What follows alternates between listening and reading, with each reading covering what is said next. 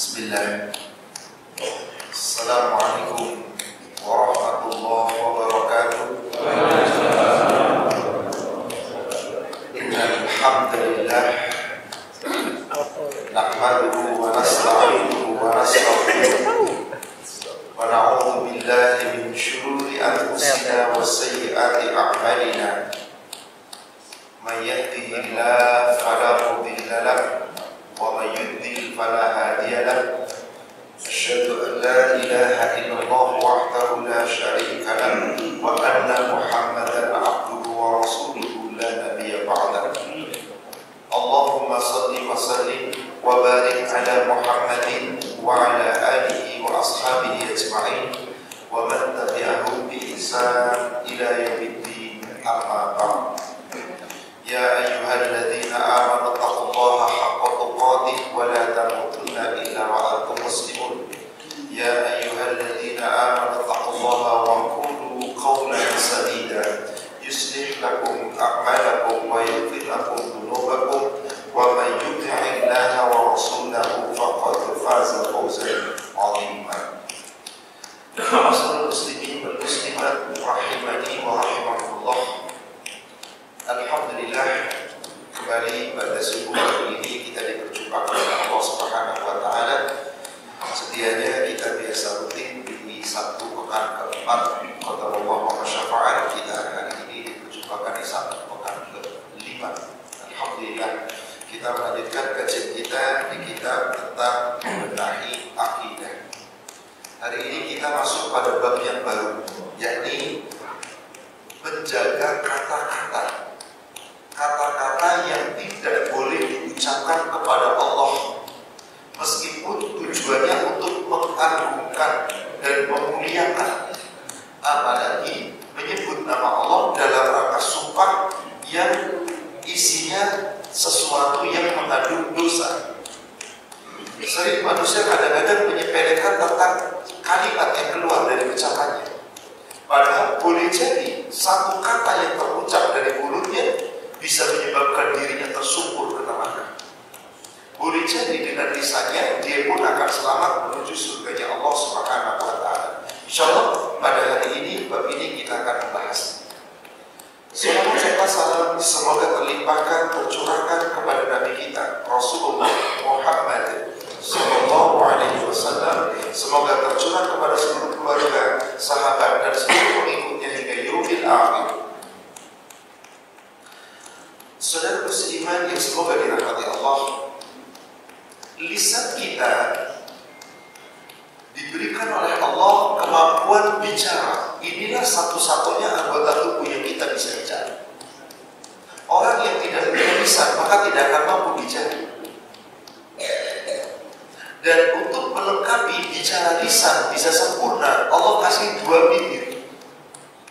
Maka tentang dua bibir dan satu lisan itu Allah firmankan kepada kita di surat 90 surat Al-Balad di ayat 8 dan ayat 9. Alam naj'al lahu 'ainain wa lisanan wa syafatain.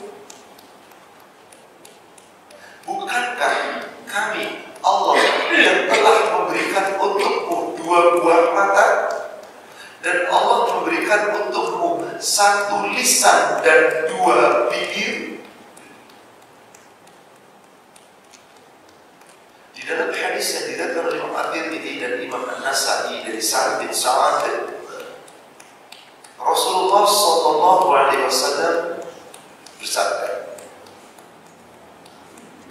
aku menjamin, Bantu man yadman, barang siapa yang bisa menjamin antara dua lisannya dan dua kakinya. Jadi kata Rasulullah, Bapak Ibu sekalian, siapa yang mampu menjaga kemaluannya, farjinya, dan siapa yang mampu menjaga antara dua bibirnya, yaitu lisannya, dijamin Rasul surga. Subhanallah. Dengan satu kalimat yang dijaga dengan benar, melalui kalimat thayyibah, la ilaha illallah dan kita siddiq di dalam mengucapkan itu, jujur dalam mengucapkan itu, dan selalu di atas kejujuran dan kebenaran, surga jaminan. Betulkah hanya gara-gara lisan bisa menghantarkan seseorang menuju surga? Kelak saat Allah bangkitkan kita di padang mahsyar, Allah berfirman kepada para hamba-Nya. Allah berfirman di surat Al-Maidah surat 5 ayat yang ke-119.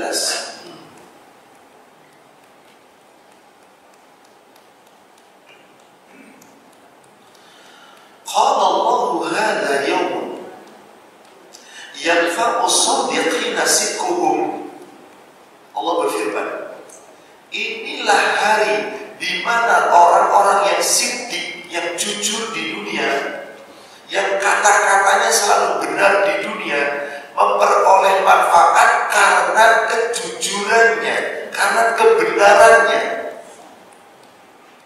Apa manfaat yang kita peroleh dari kejujuran dan kebenaran kita? Lahum jannatun tajri min tahtihal anhar khalidina fiha abada radiyallahu anhum wa radu an dzalikal fawzul azim. Bagi orang-orang yang jujur, orang-orang yang benar, yang mampu menjaga lisannya, Allah berikan untuk mereka jaminan, bagi mereka surga-surga yang mengalir sungai-sungai di bawahnya, kekal selamanya di dalamnya selama-lamanya. Allah ridho kepada mereka, mereka ridho kepada Allah. Itulah kemenangan yang besar. Coba, jaminan apa itu dari Allah? Jaga lisan. Kalau kita senantiasa menjaga lisan, terutama lisan kita terhadap Allah, jangan anggap remeh. Satu kata saja bisa menjerumuskan dirinya ke neraka, tapi dengan lisan pula yang dijaga, Allah berikan kepadanya jaminan surga.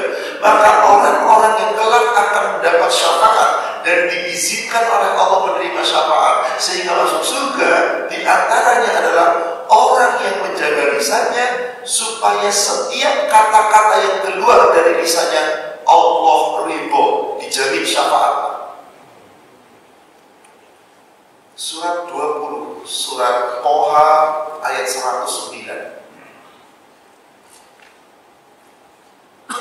Yawma idzin la tanfa'u syafa'ah. Pada hari ini tidak akan ada berguna syafaat. Gak ada yang bisa menerima syafaat. Tidak ada yang boleh memberikan syafaat. Illa, kecuali man azina lahur rahman, hanyalah orang-orang yang diberi izin oleh Allah yang Maha Pengasih. Kenapa Allah izinkan mereka menerima syafaat, bahkan bisa memberi syafaat? Di ujung ayatnya Allah katakan satu alasan utama, wa radiya lahu qawla, dia Allah meridhoi perkataannya. Jaga lisan. Seseorang dirahmati Allah karena ini, kata Rasul. Seseorang dilaknat Allah juga karena ini, lisan. Bagaimana lisan kita adabnya terhadap Allah? Mari kita akan sama-sama uraikan. Allah yang Maha Agung wajib diagungkan, dan ada kata-kata yang tidak boleh diucapkan kepada Allah demi mengagungkan dan memuliakannya, dan terdapat hadis-hadis yang melarangnya. Silakan yang memiliki kitab ini bisa dibuka di halaman 211. Satu, di antara larangan mengucapkan kepada Allah adalah ucapan Assalamu ala Allah. Semoga keselamatan terlimpahkan kepada Allah. Bagus dan niatnya Pak. Semoga keselamatan atas Allah. Bagus atau? Di dalam tasyahud kita membaca apa? At-tahiyatu lillah, wassalam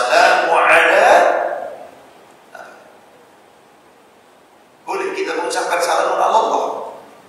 Dahulu sebelum Rasulullah mengucapkan at-tahiyat, tasyahud, mengajarkan kepada sahabatnya, dan sampailah hadis-hadis yang sahih kepada kita tentang at-tahiyat, tentang tasyahud, pujian, penghormatan, salam penghormatan terhadap Allah.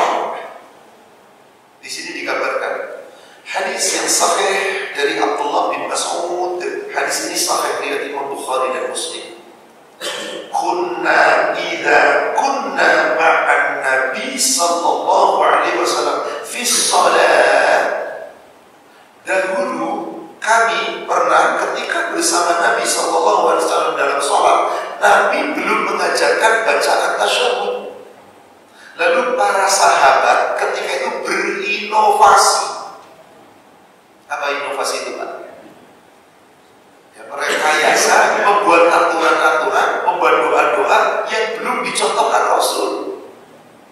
Kalau memang Rasul setuju dengan ucapannya menjadi sunnah, tapi kalau Rasul tidak setuju maka tidak bisa menjadi sunnah. Bid'ah, haram, harus ditinggalkan. Apa yang diajarkan oleh sahabat? Kulna, kami mengatakan assalamu ala Allah min ibadi. Selamat sejahtera atas Allah tercurah dari hamba-hambanya. Assalamu ala fulan wa fulan. Selamat sejahtera untuk si fulan dan si fulan. Assalamu ala Rasulullah. Selamat sejahtera tercurah atas Rasulullah. Mendengar kalimat itu, faqala Nabi sallallahu alaihi wasallam, la yaqulu.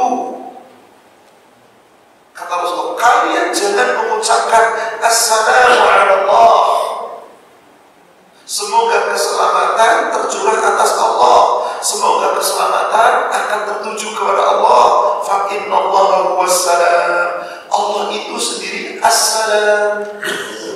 Allah yang maha memberi keselamatan, Allah yang maha menyelamatkan. Tidak mungkin kita mendoakan Allah supaya Allah selamat. Jadi kalau ada orang mengatakan assalamu ala Allah, semoga keselamatan tercurah atas Allah, berarti doa supaya Allah selamat. Allah maha selamat. As-samad, Allah tidak bergantung kepada makhluk. Berarti ucapan ini seakan-akan baik. Ternyata Rasulullah SAW melarang, maka ini menjadi bid'ah, bahkan bisa menjadi haram. Saudara muslimin yang semoga dirahmati Allah, yang namanya sunnah atau hadis itu ada 4. 1, qala Rasulullah, perkataan Rasulullah. Setiap perkataan Rasulullah saduqul masduq, seorang hamba yang benar dan dibenarkan, dijamin benar oleh Allah. La yantiqu anil hawa, karena yang diucapkan Rasul tidak dengan hawa nafsu. Maka setiap ucapan Rasul, maka itu sunnah, itu hadis. Tapi kita harus lihat perkataan yang disampaikan itu tercantum dalam hadis mana, sahih atau tidak. Sepanjang itu sahih, tapi itu sunnah. Tapi kalau ternyata hadisnya tidak sahih, meskipun qala Rasulullah, dusta. Setiap perkataan Rasulullah, jika kita mendapati hadisnya sahih, maka itu sunnah.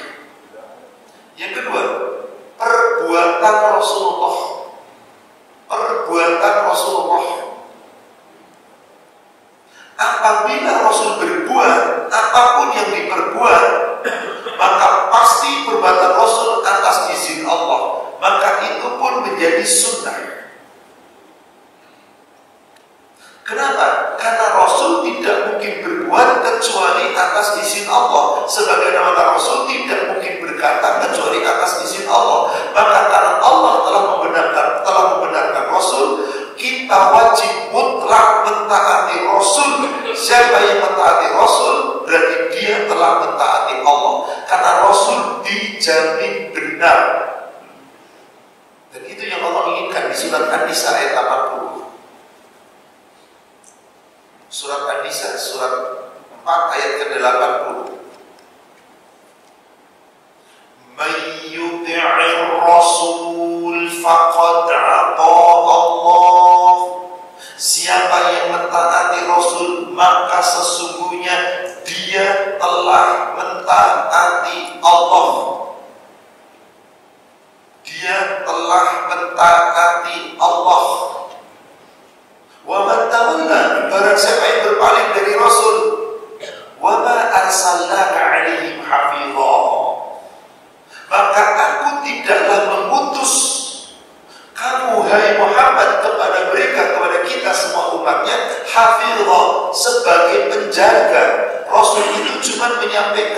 basyiran, kabar gembira, nadhiran, peringatan, dan kelak menjadi syahidan, menjadi saksi di yaumil akhir. Maka Allah telah mengklaim Rasul itu pasti benar. Yang mentaati Rasul berarti telah mentaati Allah. Dalam hadis riwayat Imam Muslim dari sahabat Abu Hurairah, Rasulullah SAW bersabda, "Man aqani faqad aqallah, wa man asani faqad asallah." Siapa yang mentaati berarti mentaatiku, berarti telah mentaati Allah. Siapa yang mendurhakaiku, dia durhaka kepada Allah. Yang nomor 3, apa itu dikatakan sunnah? Takrir.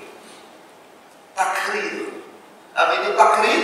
Perbuatan sahabat, perkataan sahabat, ucapan sahabat yang dibenarkan oleh Rasulullah Sallallahu Alaihi Wasallam. Rasul tidak pernah mengajarkan, tapi Rasul membenarkan. Contoh dalam hadis riwayat Imam Muslim, ketika Rasul sedang menjadi imam sholat berjamaah, Rasul belum pernah mengajarkan kepada sahabat doa istiftah itu. Yang Rasul ajarkan doa istiftah adalah Allahumma ba'id baini wa baina khotoyaya, dan seterusnya. Alhamdulillahilladzi hamdan, dan seterusnya. A'udzu billahi samii'il 'aliim minasyaitonir rajim, dan seterusnya. Wajjahtu wajhiya lilladzi fatara samawati, dan seterusnya. Ternyata suatu ketika Rasul sedang mengimami sholat, sahabat kemudian di belakang mengucapkan setelah takbir, Allahu Akbar kabira, walhamdulillahi katsira, wa subhanallahi bukratan wa asila. Sampai sini Pak, hadis yang sahih, nggak ada terusannya sampai sini. Bukan Allahu Akbar kabira dan seterusnya, ini wajah itu, dan wajah itu satu hadis tersendiri. Allahu Akbar kabira, walhamdulillahi katsira, wa subhanallahi bukratan wa asila, hadis tersendiri. Jangan dicampur baur. Mendengar kata-kata itu dalam sholat, Rasulullah meneruskan sholatnya sampai selesai. Begitu salam, Rasulullah SAW salam, kemudian menghadap ke jamaah. Siapa tadi yang mengucapkan doa tadi? Siapa tadi? Sahabat diam. Kenapa? Belum pernah diajarkan kok berani-beraninya baca doa dalam sholat. Sahabat diam. Apa kata Rasulullah? Demi Allah, aku melihat 12 malaikat berebut untuk membawa pujian itu ke hadirat Allah. Apa kata sahabat? Saya ya Rasulullah yang mengajar. Tadi saya terburu-buru. Kalau bacanya Allahumma ba'id baini dan seterusnya kepanjangan, nanti keburu Anda sudah baca Al-Fatihah, saya tidak menyimaknya. Maka aku membaca ini terburu-buru. Bacaanmu tidak salah. Demi Allah, aku lihat 12 malaikat berebut mengangkat pujian ini pada Allah. Jadi perbuatan sahabat disetujui oleh takrir, Pak. Ini yang menjadi alasan sebagian ahli bid'ah. Tuh, dulu sahabat aja nggak pernah diajarin Rasul baca doa bisa diterima. Ada Rasul masih hidup. Tapi ketika membaca tahiyat, at-tahiyatu lillah wassalatu wassalamu ala rasulillah, boleh, itu diajarkan Rasul. Tapi tadi assalamu ala Allah, ala fulan, assalatu ala Rasulullah. Kata-kata assalamu ala Allah itu durhaka. Kenapa? Mendoakan Allah supaya berada dalam keselamatan. Allah itu assalam. Nama lain Allah itu assalam.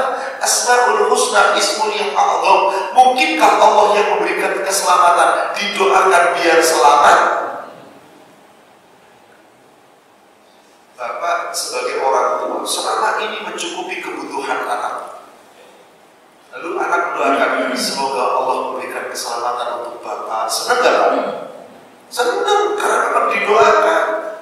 Meskipun selama ini kita sehat dan kita yang memberi kepada anak mendoakan kita, karena kita makhluk. Tetap mohon sama Allah supaya Allah memberikan perlindungan keselamatan untuk kita. Tapi Tapi Allah yang memberikan keselamatan. Allah Maha dari segala maha. Oh, didoakan. Pantas atau tidak, Pak? Ilustrasinya begini, Bapak direktur utama perusahaan besar. Bapak gaji karyawan, ada karyawan yang gajinya sampai 100 juta per bulan. Ini cuma 3 juta per bulan. Lalu karyawan yang gajinya 3 juta per bulan begini ngomong, Bapak, hartanya triliunan. Pak, tolong dong Pak, jagain saya Pak. Tolong dong Pak, ini saya Pak. Diminta. Lalu ngomong, nanti gaji saya kasih ke Bapak. Kira-kira apa yang terjadi dengan Bapak? Lu 3 juta cuma ngapain? Gak butuh, kamu yang butuh saya. Ngapain nawarin gaji untuk saya? Pasti akan marah Bapak. Kenapa? Merasa direndahkan. Ada yang dikasih 100 juta gaji aja mampu. Masa nawarin gaji 3 juta untuk saya hanya demi untuk sesuatu yang kecil? Maka disinilah Rasulullah mengatakan, jangan kamu ucapkan demikian. Karena Allah itu Maha Selamat dan Allah yang memberikan keselamatan. Maka jangan ucapkan itu. Maka Rasulullah mengajarkan ada beberapa lafaz tasyahud. At-tahiyatul mubarakatus salawatut thayyibatu lillah. Assalamu alayka ayyuhan nabiyyu wa rahmatullahi wa barakatuh. Pantas gak kita mendoakan Rasul selamat? Pantas. Assalamu alayka, selamat sejahtera atas wahai Nabi. Boleh, karena memang kita harus mendoakan. Bukankah kita ketika bersolawat juga mendoakan Nabi? Maka dalam hal ini bukan berarti kita kemudian mengatakan Nabi berselamat. Bukan, Nabi mencontohkan itu. Maka silakan dengan at-tahiyatul mubarakatus shalawatut thayyibatu lillah. Assalamu alayka ayyuhan nabi, silakan. At-tahiyatu lillah wassalatu ala rasul. At-tahiyatu lillah wassalamu ala rasulillah. Silakan. Lafaz-lafaz yang telah dicontohkan oleh Nabi dan memang itu diajarkan Nabi, silakan.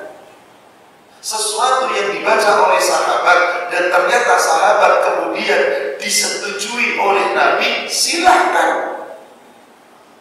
Ada yang mengatakan bid'ah itu ada yang hasanah. Maka kalau kita mengerjakan sesuatu kebaikan itu hasanah, gak apa-apa. Tuh Bilal buktinya telah berbuat bid'ah. Apa bid'ahnya Bilal? Bilal itu setiap selesai wudu selalu sholat 2 rakaat. Lalu dikatakan Rasul gak pernah mengajarkan. Dari mana Anda tahu Rasul gak pernah mengajarkan? Hadis sahih riwayat Imam Muslim dari Abu Hurairah, ma min ahadin minkum yatawadda fayasbighul wudu. Siapa di antara kamu yang berwudu dan menyempurnakan wudunya, supaya yatakallam, lalu tidak berbicara apa-apa, fi nafsi, di dalam dirinya, tidak berangan-angan, tidak berkeinginan tentang dunianya. Setelah itu tidak baca apa-apa, tidak berbicara apa-apa, langsung sallu alaihi salat 2 rakaat khusyu'an, sekhusyuk mungkin, ghufira lahu dzambu, Allah ampuni dosa-dosanya. Kalau orang sudah diampuni dosanya, tempatnya kemana? Maka saat Mi'raj, Rasulullah SAW ditunjukkan surga, belum sampai melihat surga, dari kejauhan sudah kedengaran ada langkah. Dan ini sudah mahmum, semuanya sudah dengar cerita ini. Ada langkah kaki di surga. Maka Rasul bertanya, ya Jibril, siapa langkah kaki itu yang ada di surga? Dia sahabat Bilal bin Rabah. Padahal Bilal tidak salah satu dari 10 sahabat yang dijamin masuk surga. Yang disebut Bilal bin Rabah. Tapi justru sudah mendahului Rasul. Seakan-akan Rasul Mi'raj ingin diperlihatkan surga, Bilal sudah ada di sana. Maka Rasulullah menceritakan itu kepada Bilal. Setelah selesai sholat subuh, Rasul bertanya, ya Bilal, engkau telah mendahului di surga. Langkah kakimu terdengar di surga, alas kakimu terdengar di surga. Ketika aku Mi'raj, aku bertanya kepada Jibril, ya Jibril, langkah kaki siapa itu? Itu Bilal. sangat fakir. Budak, kalau nggak dimerdekakan Abu Bakar masih peraniannya orang tua. Ya Bilal, apa gerangan ibadah yang amal apa yang kamu selalu jaga yang bisa menyebabkan itu? Ya Rasulullah, tidaklah aku berwudu setiap aku bersuci, bukan menjaga kesucian, bukan. Kalau ada yang mengatakan Bilal selalu menjaga kesucian, selalu wudu tiap batal, ada dari itu, Pak. Karena tidak ada perintah selalu wudu tiap batal, Pak. Menyusahkan, Islam tidak memberatkan. Adapun yang dimaksud menjaga kesucian, at-tuhur akidah, suci hati. Bagaimana mungkin selalu menjaga kesucian dalam keadaan sulit? Jadi yang dimaksud Bilal adalah aku senantiasa apabila selesai bersuci, yakni berwudu, aku melaksanakan sholat 2 rakaat sebagaimana yang telah ditentukan oleh Anda. Jadi Bilal sudah pernah mendengar hadis dari sahabat. Siapa yang berwudu dengan sempurna, kemudian dia sholat 2 rakaat, namanya sholat apa, Pak? Syukur wudu. Kalau begitu syukur wudu itu sunat, bukan? Sunat atas perintah Rasul. Bilal berbuat dan Rasul membenarkan pula, karena memang sudah diperintahkan. Yang keempat, tadi sunat apa, Pak? Pertama, perkataan Rasul. Kedua, perbuatan Rasul. Ketiga, takrir, yaitu perbuatan sahabat, tanda satu Rasul.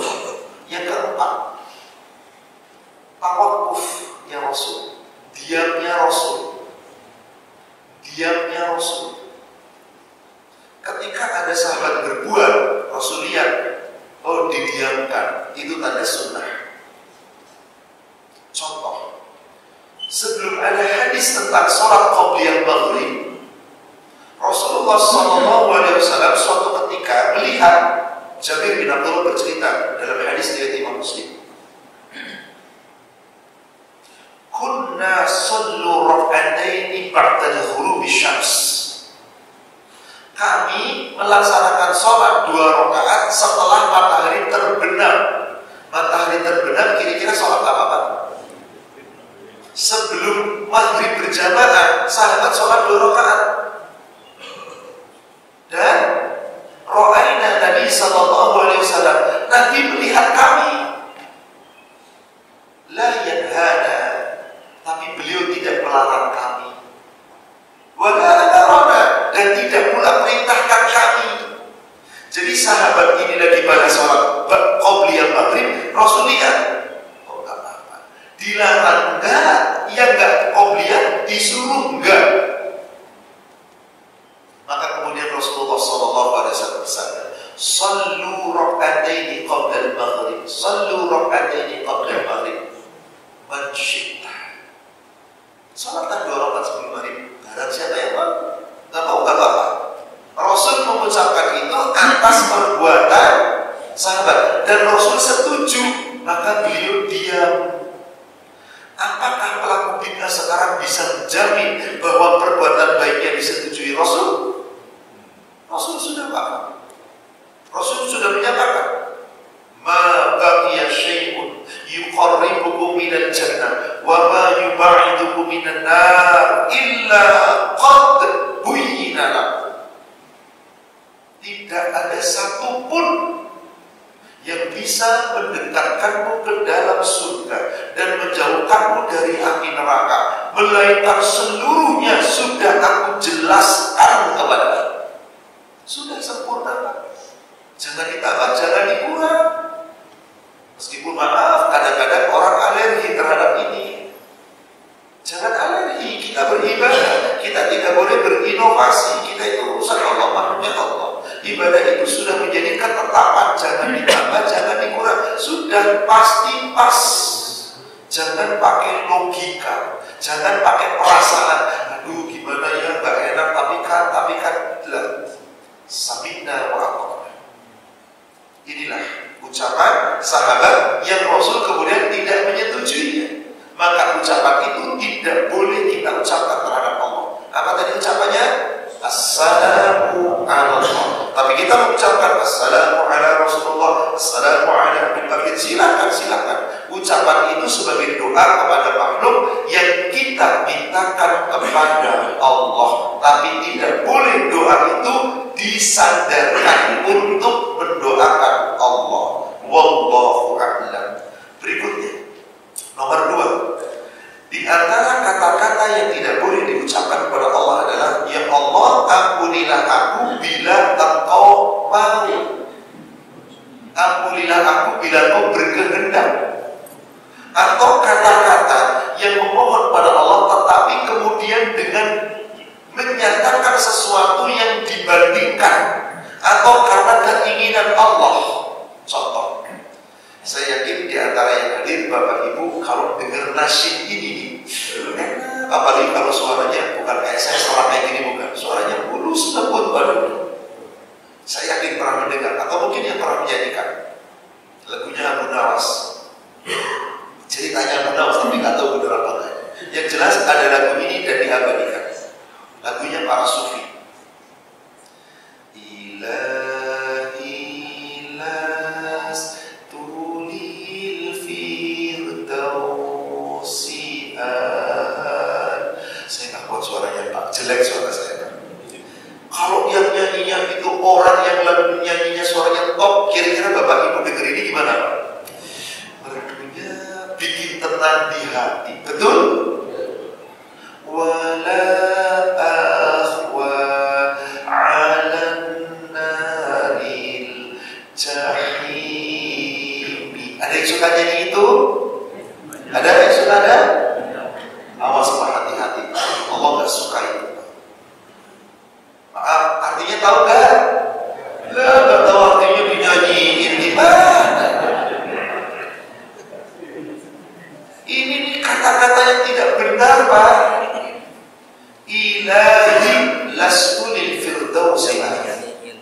Ya Allah, sesungguhnya hambamu ini nih banyak banget dosanya, gak pantas masuk ke surga Firdausmu. Wala akhwa ala nari jahim. Tapi aku juga gak mampu untuk masuk ke nerakamu. Dan mau kemana kamu? Ke surga gak pantas, ke neraka gak kuat. Lalu mau kemana?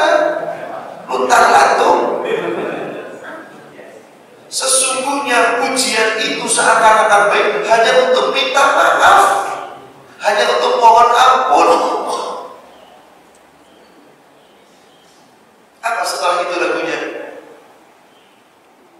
Saya lupa tadi. Pada apa ada fahabli taubatan maghfir dzunubi. Ya Allah, aku mengharap karunia-Mu ya Allah, menerima tobat dan ampunan dari sisi atas dosa-dosaku ya Allah.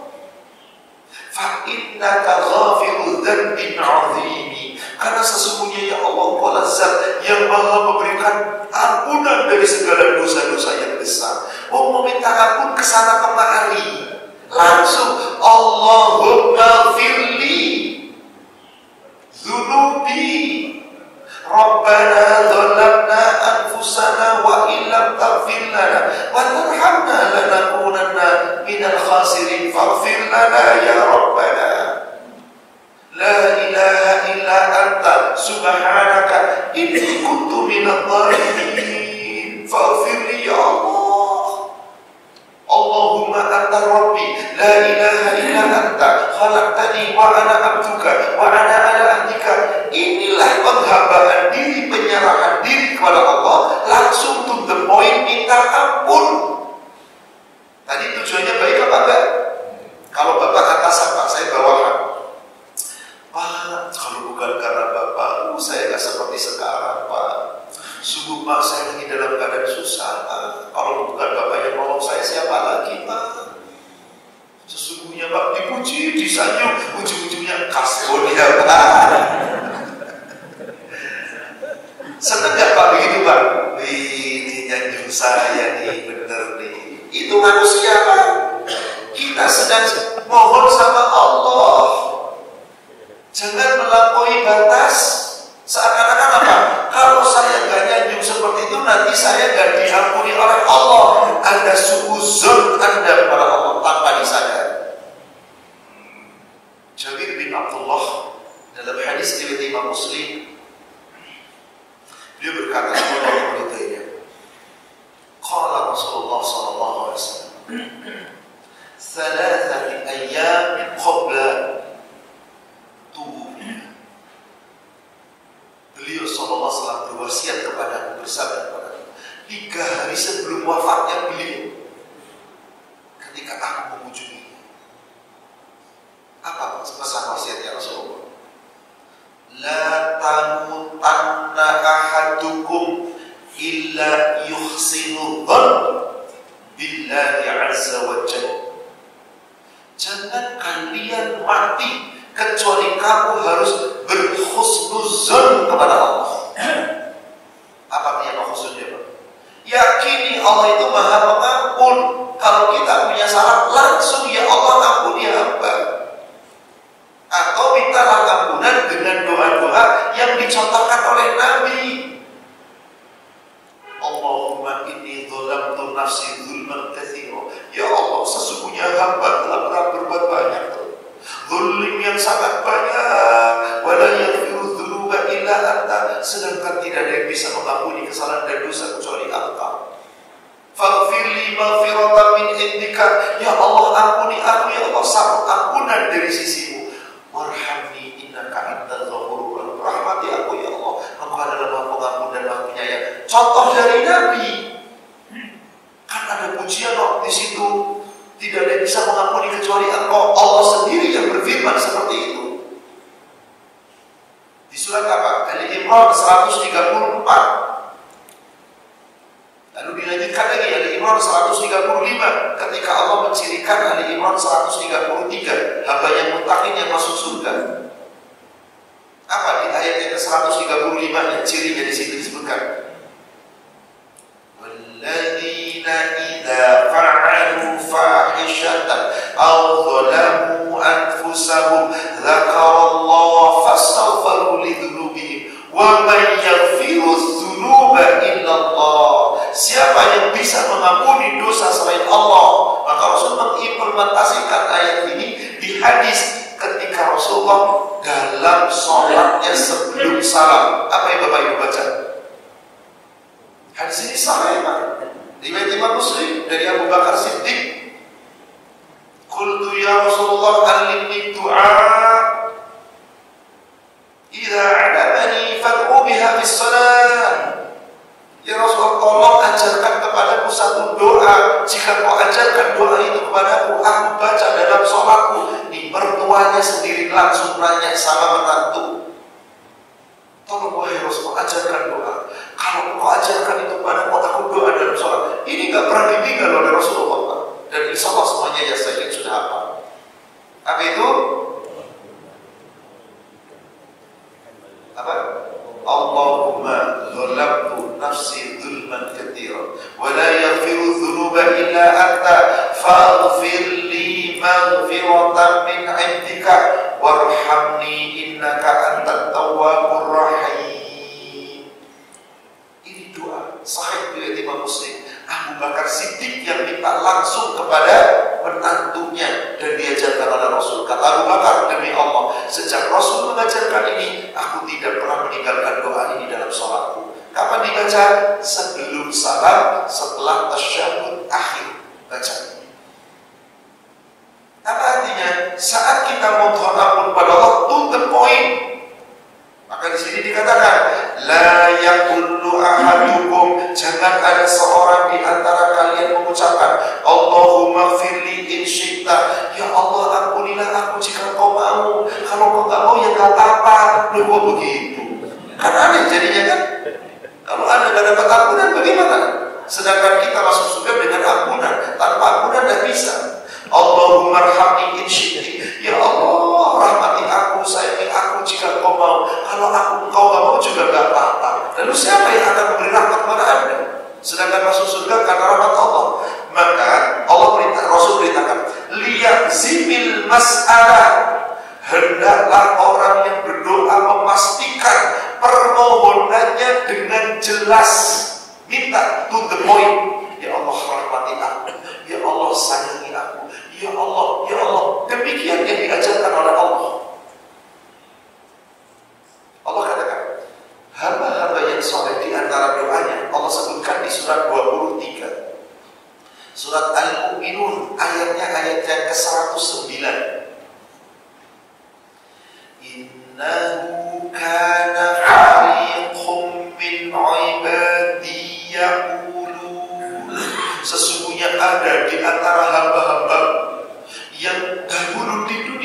berdoa, Rabbana ighfir lana warhamna, Rabbana amanna faghfir lana warhamna. Ya Allah, kami telah beriman, ampuni kami ya Allah, rahmati kami ya Allah, kasih sayangi kami ya Allah. Innaka, sesungguhnya Engkau adalah Zat yang Maha Arhamur Rahimin, yang paling baik memberikan rahmat. Hamba-hamba yang soleh, yang kadang-kadang lurus di jalan Allah, tapi kadang suka diledek, dicela orang lain, Pak. Maka dikatakan di ayat ke-110-nya, hamba-hamba yang taat itu tidak akan berbuat bid'ah, tidak akan berbuat sesuatu yang salah, lurus hanya mengikuti rahmatnya Allah yang diturunkan kepadanya dan inginannya Allah telah sampaikan oleh Rasulnya. Maka semua yang ditetapkan Allah diikutinya. Justru itu yang banyak diketawain, Pak. Coba sekarang, orang yang tegak di atas sunnah difitnah nggak, Pak? Dihina nggak, Pak? Diketawain nggak, Pak? Tapi justru pelaku bid'ah merasa dirinya benar apa enggak? Tuh kata Allah di ayat yang ke-110. Fattakhadhtumuhum sikhriyan hatta ansaw dzikri wa kuntum minhum tadhakun. Justru orang-orang yang lurus di atas yang hak jadi buah ejekan, jadi bahan ketawaan. Bahkan mereka-mereka yang tidak setuju dengan yang sunnah tadhakun, mentertawakan orang yang tegak di atas sunnah. Dan ini terjadi, Pak. Maka kata Rasulullah, untuk kita berpegang di atas sunnah di akhir zaman itu apa? Kaqabilul jamrah, seperti memegang bara api panas. Tapi tetap kita pegang untuk keselamatan kita, dunia dan akhirat kita.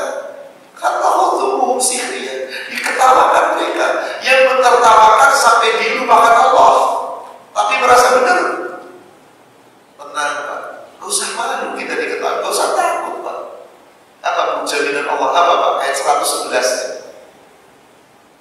Inni jazaituhumul yawma bima sabaru.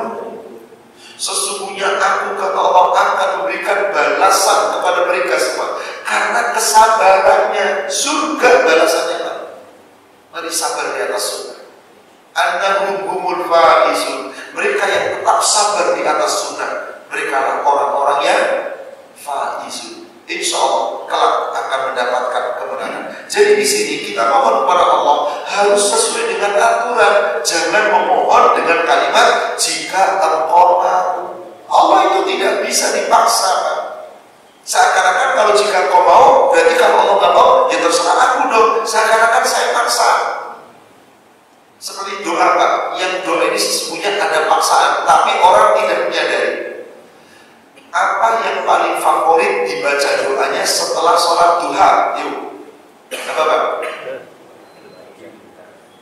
Allahumma inna duha duhauka wal baha bahauka wal rahmata rahmatuka wal duha duhauka. Semua dibacakan setelah puji Allah gimana? Ya Allah, yang masih tertutup rizkiku, ya Allah bukakan. Yang masih di atas langit, ya Allah turunkan. Yang masih sempit, ya Allah lapangkan. Yang masih kotor, ya Allah bersihkan. Yang masih haram, ya Allah halalkan. Ini Allah dipaksa, Pak. Dipaksa. Yang halal, yang haram halalkan. Allah suruh menghalalkan yang haram. Nekat bener nih hamba di kalau doa begini. Ada atau ada, Pak? Mungkin dulu pernah, mungkin dulu, atau masih ada sekarang. Jangan pernah kita berdoa dengan baik. Demi Allah itu sama sekali bukan dari Nabi.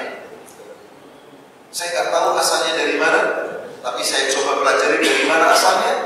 Itu dari seseorang alim di daerah Jazirah Arab sana yang kemudian menggugah doa, lalu seakan-akan baik, lalu diajarkan kepada murid-muridnya. Sampailah itu merebak seluruh dunia, akhirnya banyak yang berdoa seperti itu. Ya Allah, yang masih di langit turunkan, maksa banget. Ya Allah, yang masih jauh dekatkan. Ya Allah, yang masih kotor bersihkan. Pokoknya saya terima bersih aja, ya Allah. Kau yang membersihkan. Kan benar, Pak. Yang haram halalkan. Coba, Pak, itu doanya seperti itu. Ya Allah, ya Rasul menambahkan sholat duha itu sholat apa? Awwabin.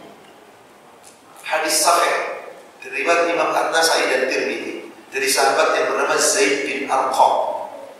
Qala Rasulullah sallallahu alaihi wasallam, "Sholatul awwabin hina talmidul fisal." Sholat duha itu disebut oleh Rasulullah sholat awwabin, sholatnya orang yang banyak mendekatkan diri kepada Allah, sholat orang yang banyak bertobat. Itu sholatnya di waktu anak-anak kota kepanasan. Itulah yang dimaksud awwabin, saat waktu duha. Maka doa apa yang dicontohkan Rasul saat selesai sholat duha? Hadis sahih riwayat Imam At-Tirmidzi dari Ummul Mukminin Aisyah. Beliau apabila selesai sholat duha, doanya apa? Apa? Rabbighfirli, boleh, atau Allahumma firli wa tub alayya innaka antat tawwabur rahim. Ya Allah, ya Rabb, ampuni dosaku ya Allah, dan terimalah taubatku ya Allah. Sesungguhnya Engkau Maha penerima taubat dan Engkau Maha penyayang. Baru kita minta rezeki sama Allah. InsyaAllah min haitsu la yahtasib. Rezeki Allah mudah bagi Allah. Yang penting kita berjuang dulu. Allah pasti beri. Andai kata kita tawakal seperti burung, pasti Allah akan beri rezeki. Karena gak mungkin tiap kita sudah Allah berikan rezekinya. Jadi jangan jadikan sholat duha sholat pembuka pintu rezeki. Nanti rajin sholat duha ketika rezekinya seret. Begitu sudah sukses, oh gak sholat duha lagi. Alhamdulillah rezeki saya sekarang udah lapar. Kan gak perlu lagi sholat duha. Ngawur benar orang seperti ini. Tapi malah ada kan? Seakan-akan apa? Ibadah itu hanya untuk meraih dunia. Inna lillahi wa inna ilaihi raji'un. Sebegitu modernkan dunia. Maka zaman sekarang banyak orang mengubah-ubah. Saya yakin Bapak yang suka buka sosmed, yang suka buka YouTube dan yang lainnya sering melihat muncul, apalagi kalau hari Jumat. Amalkan ayat 1000 dinar. Ada? Pernah baca? Mana itu ayat 1000 dinar? Ya Allah, itu orang-orang hubbud dunia. Baca ini habis sholat subuh 100 kali, nanti rezeki datang dengan sendirinya kaya raya. Lalu setelah itu ditampaknya orang megang duit. Seperti itukah ayat Allah dijual murah? Bapak Ibu tahu ayat 1000 dinar itu apa? Katanya, kata si pembuat saya nggak tahu dari mana asalnya.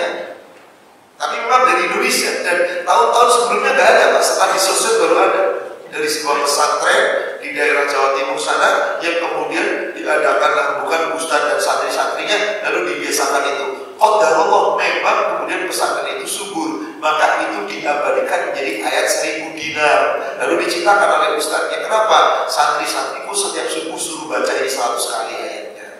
Yaitu surat At-Tolak, surat 65, ayat 2 di ujung ayat sama ayat 3. Padahal ini Allah bercerita tentang talak, Pak. Allah cerita tentang talak, Pak. Perceraian, biasanya kalau perceraian yang paling dirugikan kan seorang istri, yang paling takut, Allah kasih hiburan. Wa may yattaqillaha yaj'al lahu makhraja. Siapa yang takwa kepada Allah, apapun jalan sulit kayak apapun, Allah kasih jalan keluar. Pasti di ujung ayat kedua. Lalu diganding di ayat ketiganya. Wa yarzuqhu min haitsu la yahtasib. Allah pasti akan memberikan rezeki dari tempat yang tidak pernah diduga-duga.